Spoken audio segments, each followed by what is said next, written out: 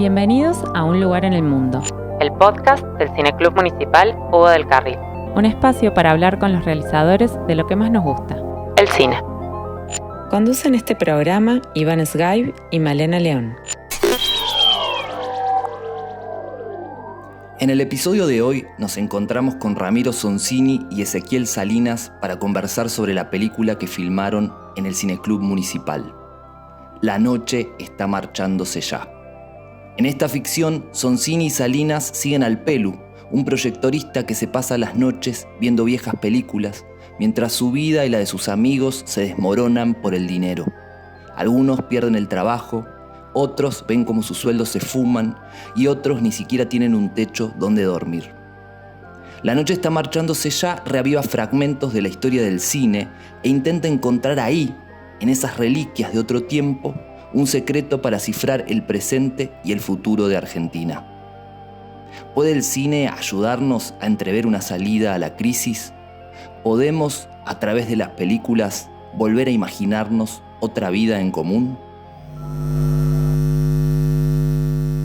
La noche está marchándose ya es una película alimentada de otras referencias cinéfilas. Queríamos empezar hablando sobre eso, sobre esas fuentes del cine clásico a las que ustedes vuelven. ¿Cómo nace esta película de otras películas? Bueno, primero que nada, por una cuestión un poco obvia, digamos, que es que el lugar donde la película transcurre es un cine, el Cineclub, e inmediatamente, bueno, la pregunta sobre qué posibilidades narrativas nos daba ese espacio, se respondía en primera instancia con, bueno, el personaje puede mirar películas. O sea, este personaje que se convierte en sereno de noche y que va a pasar todas las noches solo dentro de una sala de cine, tiene la posibilidad, tiene que empezar a usar ese espacio por fuera de las normas que regulan el funcionamiento del espacio. Lo primero que podía hacer era usar la sala de cine como sala personal y empezar a ver películas él. Y eso nos habilitaba, bueno, la posibilidad de incluir películas dentro de la película. Y bueno, y a partir de ahí, surgió la pregunta de cómo hacer un recorte para empezar a investigar qué películas podía ver el Pelu, porque todo el cine básicamente es demasiado grande, demasiado inabarcable. Y se nos ocurrió esta idea de, pensando un poco, charlando un poco, empezamos a pensar en el cine norteamericano de los años 30, o sea, desde que empezó el sonoro y hasta que se instauró el Código Hays, que bueno, como probablemente muchos sepan, fue como el primer sistema de censura sobre la ficción y las películas que se pasaban en los cines en Estados Unidos en esa época, y que básicamente se trataba de regular cuestiones morales, ideológicas en las películas, pero que un poco residualmente también produjo un efecto en el cine de esa época, que fue terminar de perfilar un poco los géneros cinematográficos, de estructurarlos de manera más, como más sistematizada. Tiene que ver con que los estudios les venía bien esto para poder producir más en serie. Y hasta antes de ese momento, todos los elementos de los géneros ya estaban dando vuelta en las películas, pero de una manera más descontrolada, más mezclada entre sí. Las películas pertenecían a muchos géneros al mismo tiempo, cambiaban en una misma película de código, etc. Entonces, el cine pre-code, que se llama, era un cine es un cine, está vivo todavía, lo podemos ver, como muy, muy loco, muy estimulante por lo que pasa a nivel formal y también por lo que pasa a nivel temático. Y el escenario un poco de esa época es la de Estados Unidos post-crack del 29, que es un Estados Unidos en plena crisis, digamos, todas las grandes masas de gente que perdieron el trabajo, se quedaron sin casa, empezaron a vivir en asentamientos, en basureros, y por lo tanto los personajes que empiezan a poblar la ficción eran, bueno, vagabundos, niños que se van de sus casas porque los padres no los pueden mantener, entonces empiezan a viajar por todo el país arriba de los trenes. Y bueno, y todo eso genera como reconfigura nuevas sociedades que están basadas un poco en en la solidaridad, en juntarse a muchos para soportar mejor, digamos, las dificultades que implica vivir por fuera del sistema. Y bueno, y eso un poco a nosotros, por un lado, nos interesaba el tema de estos géneros mutantes, como la posibilidad de dentro de una película ir como haciendo distintas cosas, ir cambiando, pasar por la comedia, de irse al melodrama, jugar a hacer sí, como una cosa más slapstick, como poder ir probando distintas cosas. Y por otro lado, ese escenario social mm, nos hacía eco, digamos, nos daba nos proponía un espejo para ver un poco el escenario social que estábamos viviendo nosotros, que estamos viviendo nosotros, a partir de, bueno, todas las decisiones políticas que ha tomado el gobierno de Milei en relación a los recortes presupuestarios, a la destrucción de las instituciones, digo, al programa de destrucción del Estado como garante de una vida social que tienda, por lo menos en idea, a cierta igualdad, digamos. También por otro lado, a pesar de tener un recorte definido y con todas estas características que mencionó Rami, tuvimos la necesidad de agregar películas que salían de otras partes, porque también cuando el recorte es tan definido y en la referencia es tan clara, el eco sobre la película termina siendo demasiado evidente. Que de hecho, no solamente las películas que ahora quedaron en el corte final fueron las que probamos, sino que había otras películas y muchas veces pasaba eso, que se superponían sentidos, que se empezaban a construir metáforas que eran demasiado unívocas. Entonces, también ahí entra el gusto propio, como en el caso del Osu, que le gusta mucho a Rami, me gusta mucho a mí. A mí, por otra parte, me remite a Yatasto, que es una peli cordobesa que yo filmé con Hermes Parayuelo, que es muy fan de Osu y que le hace su propio homenaje en su propia escena de pedos. Entonces, también hay una forma de dialogar con otras películas que nos gustan o donde trabajamos, que van por lugares más secretos o menos evidentes que verlas en la pantalla. O la idea de que caminen por dentro de la cañada, que es un robo a la ciudad de los hombres lactantes, un corto de Eugenio Blanco que se hizo en la Universidad de Córdoba en los 2000, no me acuerdo ya cuándo, y que tenía un poco esta idea. Entonces también hay diálogos que se dan en otros niveles que no son el del recorte que habíamos pensado primero, pero el recorte sigue siendo un referente muy claro de eso. Hay algo que hace mucho el cine contemporáneo, que es vuelve constantemente al pasado, muchas veces como un paraíso perdido, con cierto aire de nostalgia. Y son películas que terminan pareciendo como simulacros, ¿no? Como copias de eso que ya fue, ¿no? Más allá que las películas siguen vivas, digamos, pero que pertenecen a otro tiempo.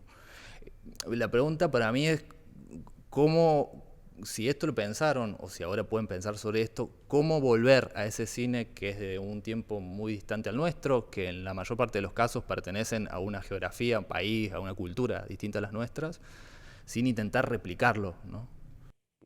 Nosotros no intentamos replicar el cine clásico, porque, o sea, yo que conozco mucho menos que Rami de cine clásico, porque el especialista de esa etapa del cine es él, entre comillas, entre comillas, como dice él, pero vio más películas y tal. Pero a mí me parece interesante también pensar que el cine clásico tiene un sistema de referencia emocional, moral y ético que es interesante volver a mirar. Porque hoy el cine contemporáneo del que vos estás hablando, no del que hace representación del pasado, pero algo que es muy común en el cine contemporáneo es esto que se llama el cine de la crueldad, o que llamamos a veces el cine de la crueldad. Y es un cine que retrata cómo los vínculos humanos son cada vez más perversos, son cada vez más violentos, son cada vez más podridos. Y hay algo en el sistema de representación del cine que es interesante, que es cuando uno deja de hacer que algo exista, entonces cuando en las películas deja de haber amigos, cuando en la película deja de haber personas leales, cuando deja de haber valientes, cuando deja de existir la libertad, la realidad no le da cabida a eso que no se puede imaginar. Y esto es lo mismo que dice Lucrecia Martel hace unos días cuando estrenaba su documental. Es como, bueno, las películas de ciencia ficción como Blade Runner le dan condición de posibilidad a ciertas cosas que están sucediendo hoy. Entonces el camino inverso también se puede seguir. Si vos mostrás gente que se quiere, que se abraza, que se ayuda, eso le puede dar un horizonte de posibilidad al cine. Y no es que el cine clásico es todo romántico y bello, hay un montón de otras cosas y hay un montón de ingredientes. Pero no es solamente un cine donde la crueldad y un mundo cada vez más horrible son posibles. Es un cine donde está todo. Como yo me acuerdo cuando pensamos qué película podía entrar, qué sé yo, el S siempre me decía, bueno, no podemos poner una película cuya razón de estar en la película tenga que ver con con el sentido de origen, digamos. O sea, nosotros queríamos poner película de Renoir, pero no podíamos poner una película porque fuera de Renoir. E incluso dentro de la... Entonces, por ejemplo, de hecho tuvimos dudas con la referencia de Rails of Red Gap, que no era porque fuera de Leo McCarey, en principio era por una subtrama que la película perdió en el camino, que tiene que ver que en un comienzo, para nosotros había una subtrama que era que el Pelu era fan de Charles Lawton, el actor, director, etc. Entonces íbamos a poner un montón de cosas. Este actor nos permitía meter cosas, digo, él había dirigido La Noche del Cazador, estaba esta película, filmó con Renoir otra película que se llama, ayer lo busqué, me olvidé el nombre, algo de This Land is Mine, que también tiene un discurso muy fuerte al final. Filmó con Lubitsch, etc. No, o sea, era un personaje que nos permitía meter muchas cosas, pero finalmente terminamos abandonando esa línea narrativa justamente porque dependía del referente. Y tuvimos la duda con la escena de Charles Lawton porque teníamos miedo de que lo que terminara pasando fuera que pesara demasiado el referente no de la película, sino del discurso. Porque el discurso que él como se dice, recita, es un discurso que tiene un peso, es un peso muy pesado. Es quizá el discurso más famoso de la historia de Estados Unidos, dicho por el presidente más importante de Estados Unidos. Sí, es como usar seamos libres, lo demás no importa nada. Exacto. Y la duda era, bueno, nosotros lo estamos usando porque nos interesa como el contenido semántico de lo que se dice, aplicado a cómo esas palabras afectan a lo que está viviendo el personaje de Pelu. Pero necesitamos hacer algo para reforzar ese sentido narrativo y no el otro, digamos, que sería, bueno, referirnos a un ideal norteamericano de política con todo el peso que tiene, etc. Y un poco una manera que encontramos, no sé si salió también, pero fue la apuesta, esa escena estaba armada de otra manera, o sea, no es originalmente estaba escrita, era otro día narrativo y era más corte, qué sé yo, y lo que encontramos fue, bueno, que en ese mismo día, después de ver la película, él descubrió el túnel, que lo sacaba a la calle, y en esa salida a la calle, un poco inesperada, él se reencontraba con el mural del Cordobazo. Entonces, no es que para nosotros haya un diálogo absolutamente como directo y unívoco en relación al Cordobazo, pero sí que haya algo de unir un elemento político de una película con otro elemento político que también está representado, está mediado, porque es un mural, que forme parte, digamos, de la calle, que forma parte de la diégesis de la vida de Pelu. Y en otros casos nos salió mal, yo creo, directamente, porque esto capaz que estoy yendo demasiado lejos, pero digo, no sé si nos salió mal, pero no sé si vas a estar de acuerdo tampoco, pero digo, la escena Dale. la escena del Pelu bailando al final es como una escena prohibida ya para el cine, porque es inevitablemente una referencia, una alusión, una copia a la escena de final de Bella Tarea de Claire Denis. Un poco imaginamos esa escena no en función de Bella Tarea, sino de otra peli de Claire Denis que se llama Us Go Home, que donde está ¿cómo se llama el actor? Melvin Poupeau o algo así. No sé si es él, pero bueno, es un actor francés muy bueno que pone un tema en la pieza, es muy de los 90, etcétera, y la escena es un plano fijo en donde él baila todo un tema en la pieza. Pero bueno, digo, es tan pesada la referencia que un poco no te la puedes sacar de encima. No encontramos la manera de sacárnosla de encima y hasta el final del montaje dudamos si sacarle escena o no, porque nos daba duda eso. Y bueno, nos la terminamos terminamos asumiéndola un poco. Sí, o sea, yo entiendo lo que querés decir en relación a la escena. De todas maneras, no sé si es una copia tan directa, es una referencia muy directa, pero no es una copia por la función de cada escena en su propio universo. Pero eso no importa. En sí creo que algo que pasa mucho en nuestra película, porque copiamos muchas cosas de otras películas, es que es como, son tiros donde vamos intentando hacer una cosa que no siempre tenemos del todo entre ceja y ceja, y a veces eso falla. Y el fallo es evidente, digo, pasa en esa escena, pasa en cierta referencia a De Palma y esta cosa medio Hitchcockiana del Wire con el OnlyFans. Y son un poco fallidas, digo, y parte del encanto que pueden tener también es eso, es que son fallidas.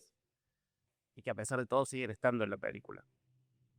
Y digo, para poder, porque esto iba a colación de lo que preguntabas en realidad, digo, quisieron ser ejemplos de cómo nosotros cuando estábamos pensando en cómo lidiar con las referencias, lo que intentábamos siempre era que lo que íbamos a terminar haciendo nosotros, como gane su derecho a existir en sus propios términos y dentro del mundo en el que van a existir, y no anclados como o atados o parados sobre algo que está afuera, digamos.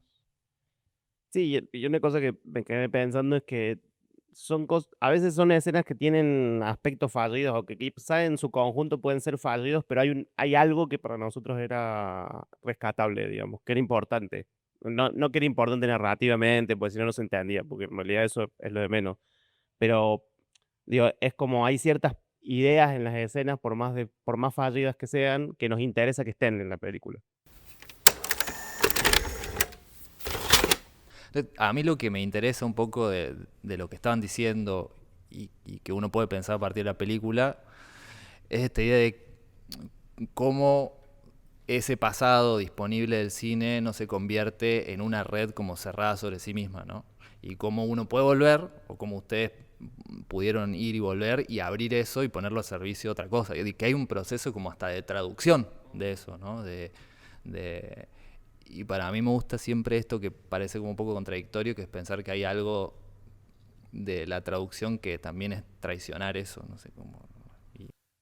O sea, yo, por ejemplo, pienso en algo muy concreto de la peli. Yo, Ozu, sabía quién era antes de ver sus películas por estas cosas que todos sabemos de Ozu, que es que filmaba a la altura del piso con un lente y todo, estaban arrodillados y que se saltaba el eje y todas estas cosas que más o menos un cinéfilo de bien aprende leyendo los libros que hay que leer.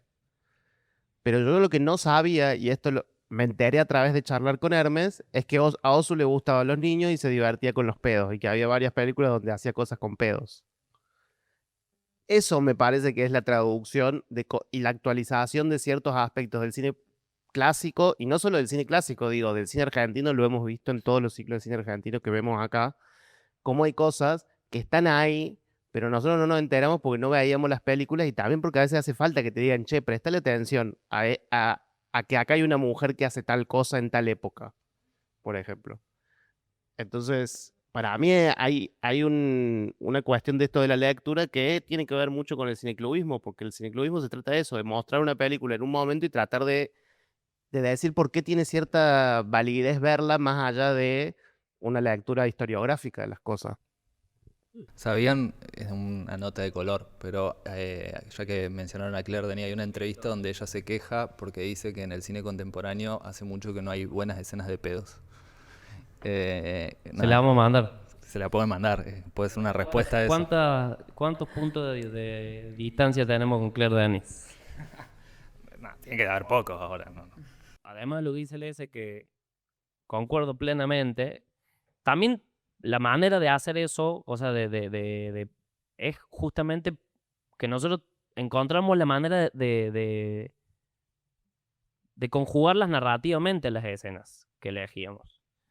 O sea, que esta escena que está puesta acá produzca un eco en la ficción y que ese eco nosotros lo podamos usar. Usar significa que lo podamos desarrollar, que nos dé a nosotros un material para poder avanzar con avanzar no solo en la trama, sino avanzar en una dirección o en distintas cosas que para nosotros eran relevantes. Como por ejemplo, digo, Wake of the Red Witch, que es una película que nos encanta, que queríamos que esté John Wayne en la película. que la vimos mientras estábamos escribiendo. O sea, no es una película que conocíamos.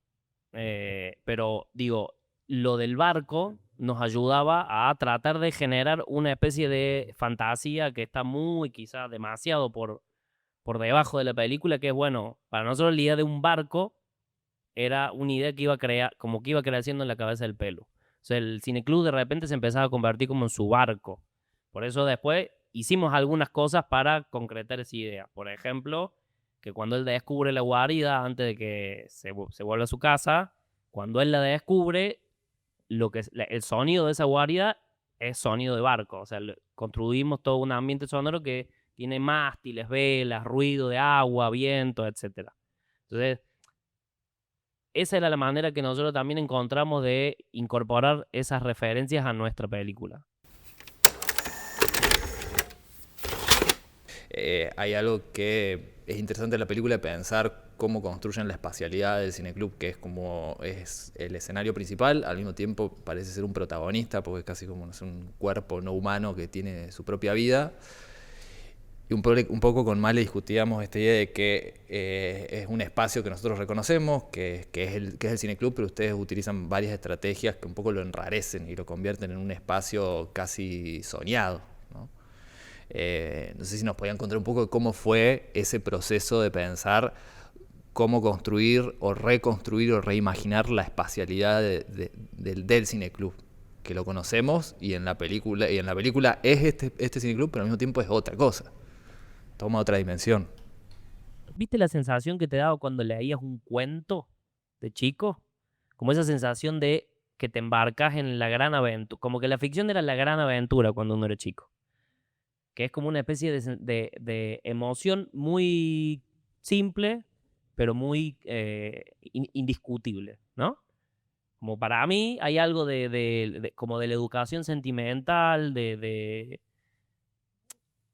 sí, de la infancia que tiene que ver con ese primer contacto con la ficción, que para mí es como decirte donde el Edén, de alguna manera. Es como una especie de lugar mítico que uno siempre trata de aspira a llegar ahí.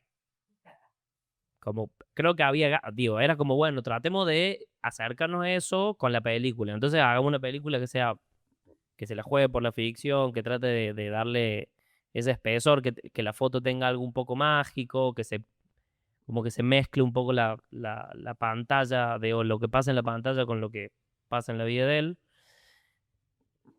Pero después finalmente lo difícil o lo desafiante o lo más divertido es que eso son ideas abstractas que no son narrativas, digamos. Pero después tenés que llenar el tiempo. O sea, tenés que llenar el tiempo con las escenas y lo que... O sea, cuando funciona bien es cuando vos lográs algo narrativamente. O sea, yo soy montajista y estoy muy viciado por mi propio oficio que tiene mucho que ver con cómo producir ficción, cómo producir narración. El S viene de otro palo. Y para mí, donde uno encuentra la manera de acercarse a esa especie de sensaciones cuando vos podés hacer que esa sensación, que esa espesura, que esa cosa fantástica del espacio te funcione narrativamente. Entonces, está la escena de la consigna era: el Pelu recorre el espacio de noche por primera vez. O sea, él ya lo reconoce el espacio, porque labura hace 10 años. Desde el 20 de junio, que ayer Campos nos dijo que un error de la película es que el primer día el día que entró a trabajar Pelu era feriado, así que no puede ser el día de la bandera. Pero bueno, entonces la consigna era: el Pelu recorre el cine solo de noche por primera vez. Y tiene que ser por primera vez, o sea, tiene que haber algo distinto en ese recorrido. Y bueno, ¿cómo podemos dar cuenta de esa cosa distinta? Con los pocos recursos que teníamos, era bueno, tenemos que hacer que el espacio se elastice un poco, cambie un poco sus volúmenes, digo, por ejemplo, filmamos el plano, no teníamos un lente lo suficientemente angular para hacer algún tipo de tomas, entonces filmamos el pasillo con el angular más angular que teníamos y después le hacen post, como que achica el plano y le da toda unas como zonas de oscuridad a los costados, entonces parece mucho más largo y profundo y extraño, digamos. que no deja de ser también digo, el recurso que encontró el cine clásico para pintar un fondo. Es como hacían un plano y después ponían un vidrio delante de la cámara y pintaban una parte del fondo. Esos eran los VFX de hace 50 o 60 años. Entonces también es como volver a leer ciertas estrategias del cine en el que estamos pensando o que estamos viendo para la película y buscar cómo las usan. Pues digo, torcer la cámara para un costado. Orson Welles y Carol Reed hicieron todo El Tercer Hombre en base a eso, a que si torce un poquito la cámara todo se vuelve un poco loco. Y es copiar y aplicar y corregir.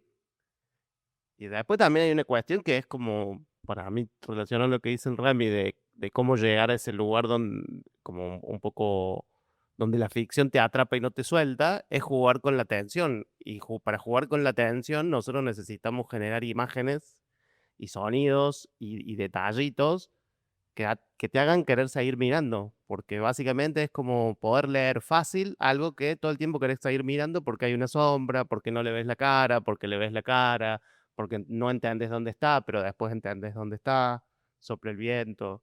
Digo, lo divertido es jugar con esas cosas. Sí, digo, y también lo de o sea, generar continuidad en espacios discontinuos. O sea, eso fue como una cosa que descubrimos en montaje que fue, o sea, porque de hecho nosotros filmamos los planos, cuando montamos la escena, yo lo veía y decía, está bien, che. O sea, no me parecía que estaba mal. Y el S me decía, no, le falta algo, yo siento que le falta algo, como que incluso teníamos planificado volver a filmar y filmar como más, seguirlo en movimiento, como una cosa más tipo Aronofsky en El Luchador. No sé si vamos a hacer eso, pero... eh, y él empezó a jugar con lo de como de empezar a hacer... no es sobreponer planos, sino en la misma imagen arrancar con un plano y sobreponerle otro en otra zona del cuadro y generar como si hubiera túneles, como si hubiera especie de pasadizos entre un plano y el otro, con la composición y oscureciendo una cosa y aclarando otra. Agujeros de gusano, dicen en la física. Exacto. Y por otra parte, también hay algo que cuando nosotros hablamos de la película y de este tipo de cosas que son muy concretas, parece que nosotros hacemos la película con ideas nada más, con ideas que tenemos sobre las cosas, y en realidad nosotros somos gente que juega. Entonces jugás un poco mientras el juego te divierte. Y cuando el juego te deja divertir, cambia de juego. Esto que están diciendo de la experimentación formal nos da el pie para preguntar sobre otra cosa que estábamos conversando, que es que muchas veces se asume que hay una suerte de tensión entre hacer una película popular o que apunte al gran público, por así decirlo, y poder experimentar formalmente en términos más narrativos de lenguaje cinematográfico. ¿Les llevó a alguna reflexión a la hora de hacer su película esa supuesta tensión? Digo, pensamos esto sobre todo, ¿por qué? Digo, porque hay algo que creo que uno puede notar con la película. Ustedes nos pueden decir si estamos equivocados, muy errados, pero en ese regreso a cierto cine clásico, en ese retrato como de las clases trabajadoras, en esa recuperación de la comedia, parece haber en la película una intención de establecer otro tipo de diálogo con el público, ¿no? Entonces, bueno, ¿cómo era o cómo ven ustedes esa relación entre el juego formal y lo popular? Es difícil de decir que uno sabe qué quiere el público que va a ver una película. En realidad uno se imagina un público que quiere para su película y a veces hace la película para ese público que se imagina. Pero digo, ese público que uno se puede imaginar también tiene unas capacidades que uno proyecta, pero nunca son reales. Es como yo me imagino que hago la película para alguien que puede ver una escena de 5 minutos de otra película con un monólogo. Pero no sé si esa persona existe. Aspiro a que exista. También aspiro a que si vio una cosa, tenga un momento para reírse de 5 amigos tirándose pedos. O de chistecitos en un post-its en una heladera. Sí, no, o sea, sí creo que queríamos hacer una película que le gustara a la gente que la viera.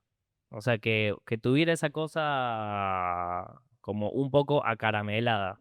O sea, que fuera algo que te da placer, digamos. Y me parece que también hay algo que es un poco de la cinefilia que tiene que ver con, bueno, digo, hay toda una tradición de la cinefilia haciendo películas, que la cinefilia te lleve a hacer películas.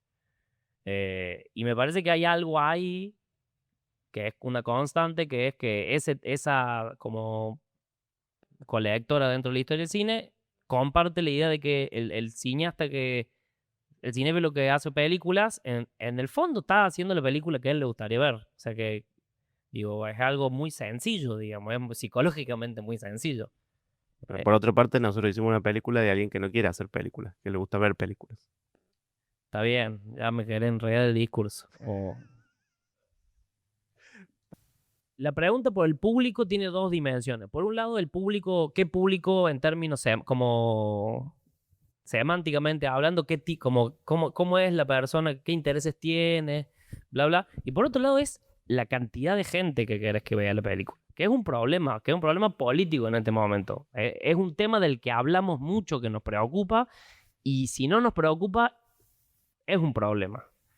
Te diré que es el problema central del cine argentino ahora. Y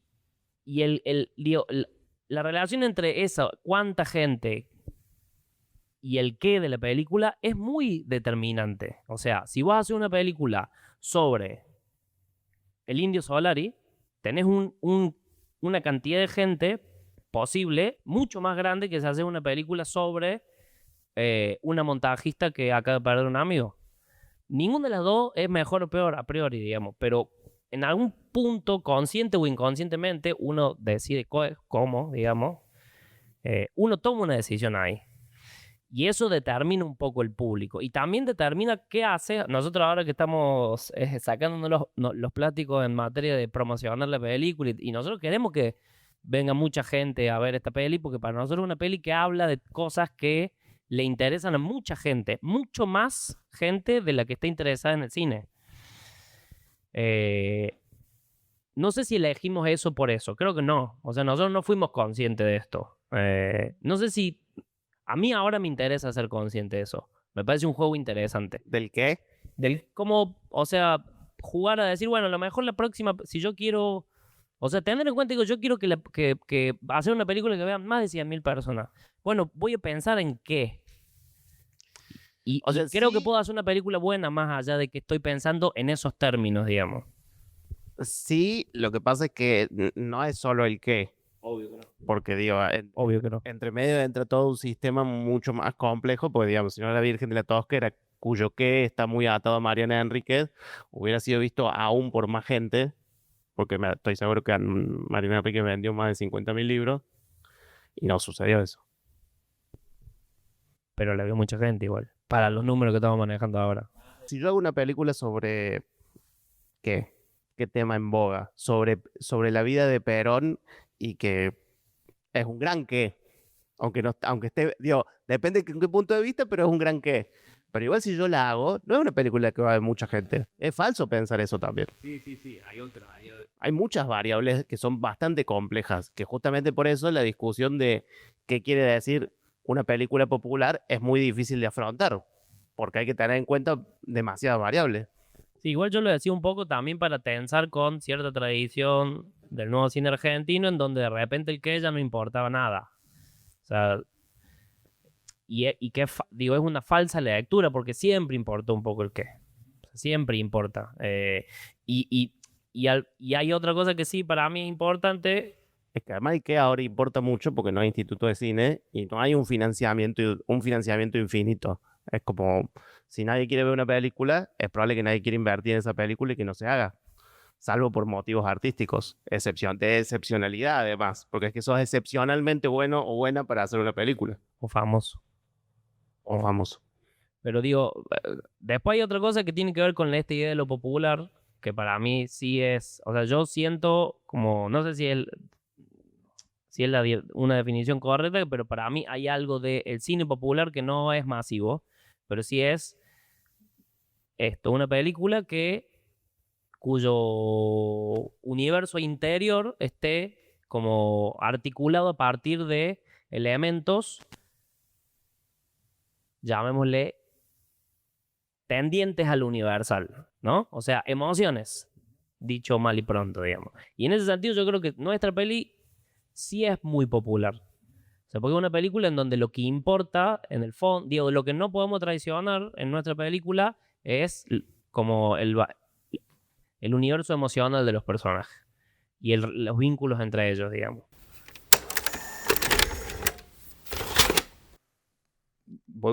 Pero retomando lo de cine argentino, ¿no? Hay muchas discusiones que vienen de hace bastantes años que tienen que ver con algo sobre lo que vos decías, que es esta idea de despreocuparse por el qué, pero también sobre cuestionar si en la última década o en los últimos 15 años, no sé, el cine argentino, más, ya 20 años, digamos, en algún punto se despreocupó de filmar conectado con lo que sucedía en el país, lo que sucedía en la vida de las personas que van a ver película. De hecho, la mencionaste, Martel, y una de las cosas que dijo en las últimas entrevistas que causó un poco de estupor fue que dijo que los cineastas habían prestado un mal servicio porque la gente no salió a defender el Inca porque no les interesan las películas que se filmaron. ¿Qué quiero preguntar con esto? Si en esa idea de preocuparse por el qué había una intención, una inquietud de ustedes de intervenir sobre ese estado de las cosas. Nuestra preocupación con el qué, que podríamos llamar la relación de la película con la contingencia, no está dada por lo que nosotros pensamos que hay que hacer como programa político del cine argentino. Está dado porque somos trabajadores del cine que se quedaron sin trabajo y que están todo el día hablando de plata y contando billetes y cambiando dólares para pagar el alquiler porque ya no trabajan y queman ahorros. Y en ese sentido es una experiencia próxima. Porque para mí hay algo de esto que cuento que es interesante, que es que la relación con el qué tiene que ver con que somos cineastas que pertenecen a la clase media, que sí es algo que en Argentina ha cambiado. Porque primero, la mayoría de los cineastas ya no pertenecen a la clase media. De hecho, pertenecen a clases medias altas o clases altas altas o clases altas altas super altas. Entonces digo, nosotros tenemos una relación concreta con lo que estamos haciendo. Igual es otra forma de decir lo primero que dijiste también. ¿Qué es lo que primero que dije? Y que, digo, eso es otra manera de describir una creencia sobre qué debe ser el cine argentino. Por supuesto, pero lo que Iván pregunta es si nosotros lo hicimos como móvil, y nosotros no lo hicimos como móvil, lo hicimos porque pertenecemos a algo. No estaba en nuestra intención hacer una película contingente porque creemos que es lo que hay que hacer en el cine argentino y que es lo que los demás deberían hacer. Está bien. Eso quise decir. ¿Se entiende? ¿Les parece bien? Sí. O si no, lo repito. No, está bien. Ok. Pero digo, también hay que... A mí lo que vos contás de Martel también me parece que saca de la ecuación una cosa que hay que seguir pensando y que no solamente tiene que ver con esto que estamos diciendo que es el qué, sino que es cuando Fabio hizo Juan Moreira, Fabio consiguió que el 25% de la población de Argentina viera Juan Moreira. El 25%. Homo Argentum, a que no le podemos poner ni de tapete de Juan Moreira, hizo el 1 o el 1,5% de la población de Argentina hoy. Y eso tiene que ver con factores que también hay que tener en cuenta. Porque el cine y el consumo del cine cambió. Eso es el índice de cada puto, bueno. A veces me da curiosidad. Puso 1,5 palos, metió Homo Argentum. Pero yo te hablo del porcentaje de la población. Y por eso, si Argentina no tiene 150 millones de personas. ¿Y qué dije? 1,5%. Bueno, el 3%. Me confundí. Me saqué la cuenta. Es abismal la diferencia, fíjate. No, eso sí. Te lo hace ChatGPT.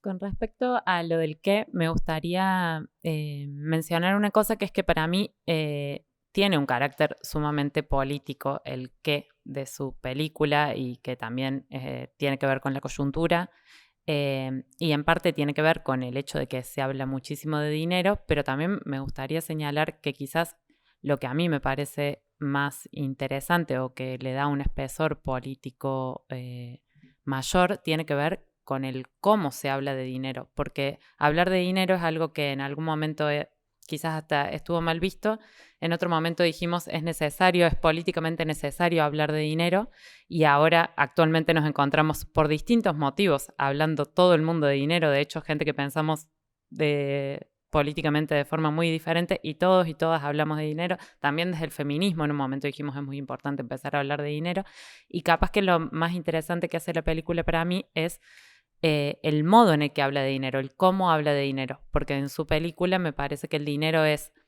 en algún punto un obstáculo, un impedimento, y en ese sentido se cobra gran parte de la narrativa, quizás sobre todo al comienzo de la película, pero nunca deja de estar claro que el dinero es un medio para otro fin y no un fin en sí mismo, y eso me parece profundamente político y una discusión con la actualidad muy honda.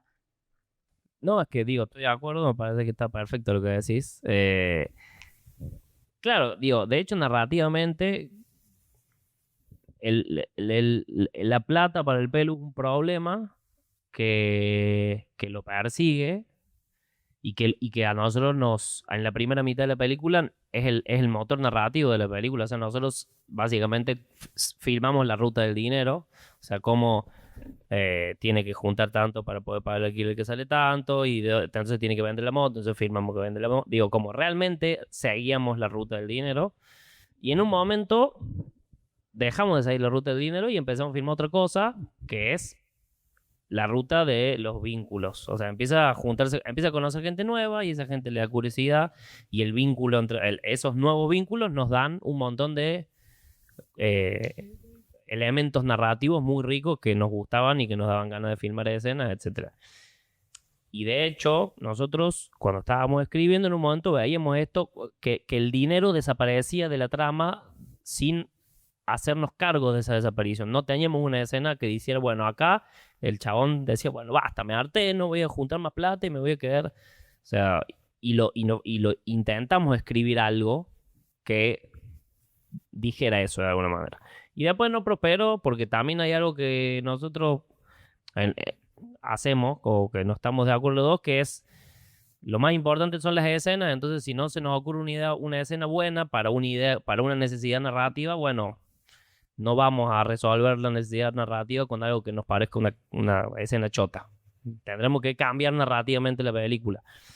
Y bueno, y terminamos un poco abandonando esa necesidad de como justificar el abandono del dinero.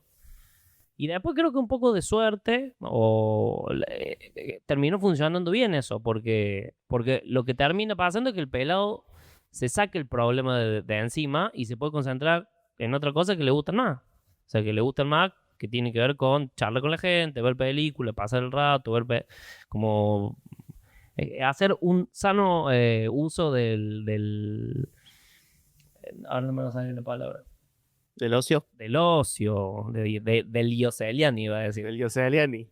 Se llama Pelo el personaje para la próxima. ¿Qué le dije? Pelado. Ah, el pelo. No, nada que decir sobre el dinero. Ya lo dijo todo.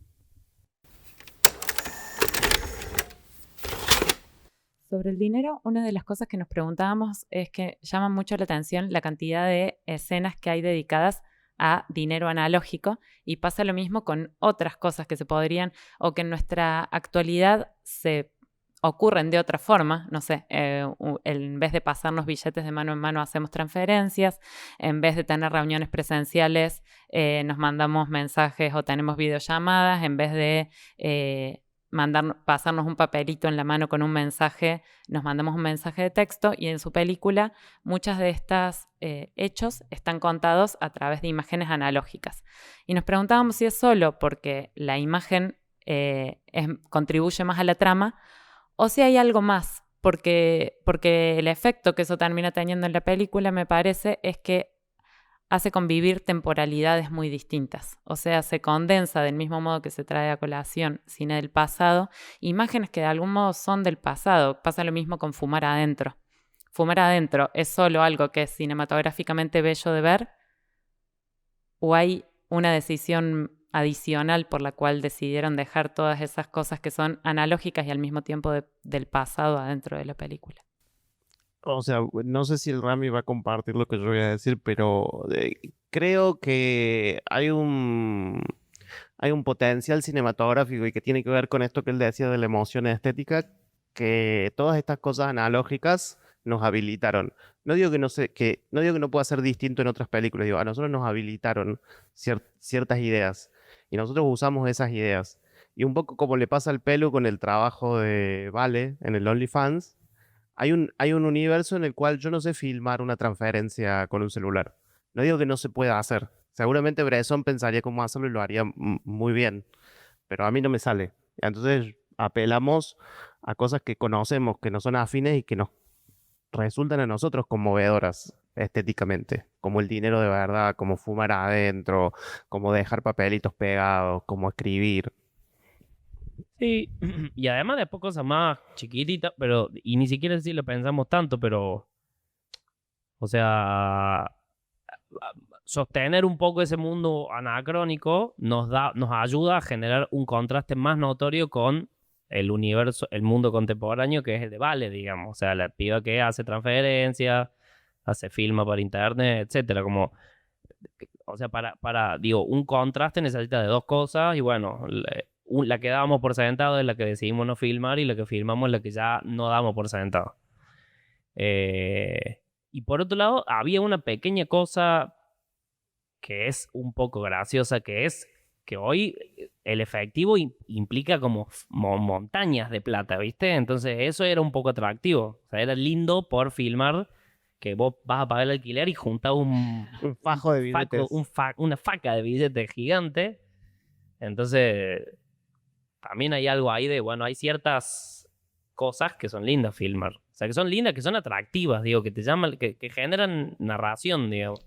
Y que también hay anacronías como esto de agarrar y así se paga el alquiler con un fajo gigante de billetes, que sí, yo podría poner una transferencia, un cartel, que él lo diga en un diálogo, pero vos ahí lo ves y la idea es absolutamente concreta en 5 segundos. Y eso también es el potencial que para mí tienen las cosas reales por sobre las cuestiones digitales que hoy podemos manejar en la vida, que es que son inmediatas. Vos ves un fajo de billetes y entendés que alguien pagó, gastó, usó.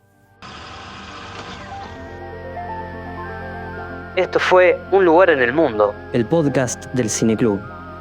Nos encontramos en otro episodio para seguir conversando sobre cine.